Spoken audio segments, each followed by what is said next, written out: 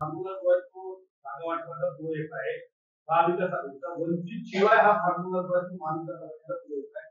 जर वंचितला सोबत घेतलं तर तुम्ही महायुतीचं निमंत्रण वंचितला देणार.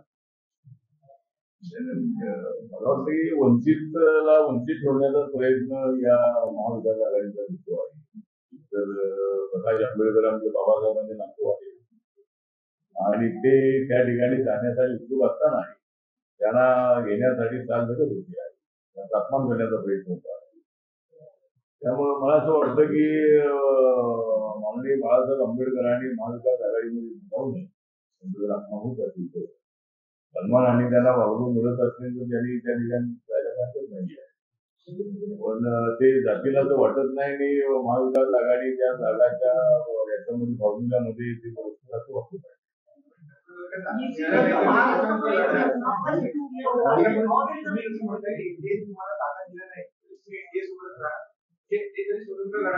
नाही मी आता एनडीए मध्ये आहे. मी आता बाळासाहेबांना असं आहे की अद्याप काय महाविकास आघाडीमध्ये नाही. एनडीए मध्ये आहे. माझ्या पक्षात आहे की लोकसभेत खासदार नसताना मला मंत्री बनवलेलं आहे. मला एकट्याला बनवलं म्हणजे झालं असं नाही. तरी सुद्धा एक माझ्यावर जबाबदारी नरेंद्र मोदी यांनी ठेवलेली आहे. मला विश्वास टाकलेला आहे. त्यामुळे आता मी त्यांच्याबरोबर एक वैचारिक भूमिका म्हणून मी आहे. काय मागे पुढे मिळेल नाही मिळेल परंतु मी त्यांच्यासोबत असल्यामुळं मी लगेच जागा मिळाली नाही लगेच सोडणार का असा आपण तो विचारणार. तरी मी सरी त्यांना सोडणार नाही आणि ते सुद्धा मला सोडणार नाही. त्यामुळं एकदम सोडण्याचा विषय नाही आहे. त्याला अल्टरनेटिव्ह आमच्या समोर अजिबात नाही आहे.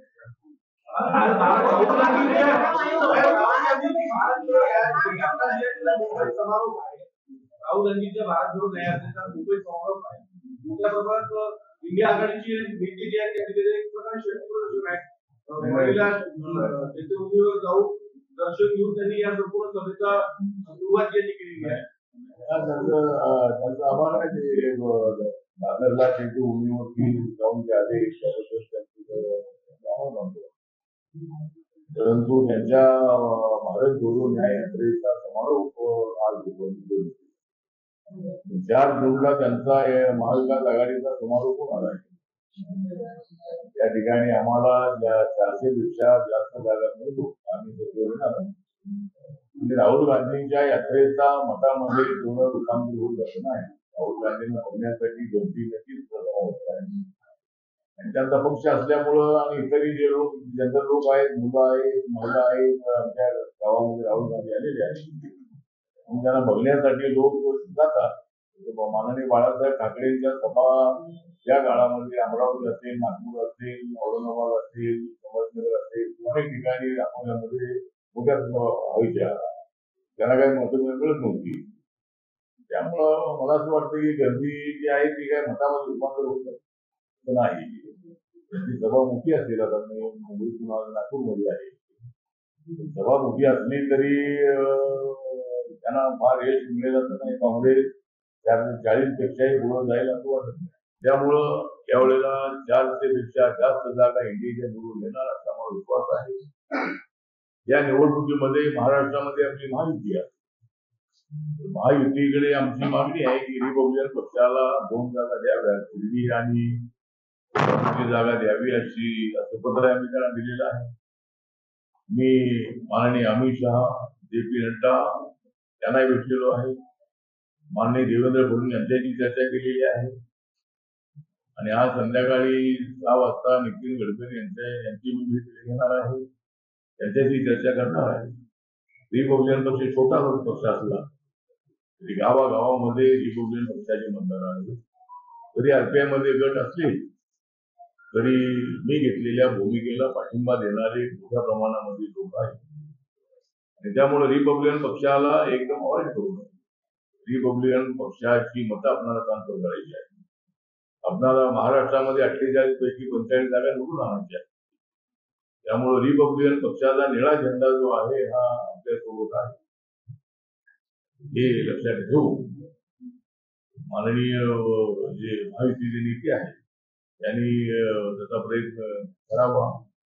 दिल्लीमध्ये एकदा मी हरलो होतो. मला माहित आहे की त्या ठिकाणी सदाशिव लोखंडे त्या ठिकाणचे शिवसेनेचे माननीय एकनाथ शिंदे यांच्या सोबत आलेले खासदार आहेत आणि 2 वेळेला ते तिथून निवडून आलेले आहेत. मला त्या ठिकाणी संधी दिली तर मला त्या भागाचा नव्हे तर महाराष्ट्राचा विकास करण्यामध्ये चांगली संधी मिळणार आहे. त्यामुळं शिर्डी लोकसभेचा आणि सोलापूर लोकसभेचा विचार करावा अशा पद्धतीची आमची मागणी आहे. माझा पक्ष इमानी दुपारे बीजेपी सोबत आहे.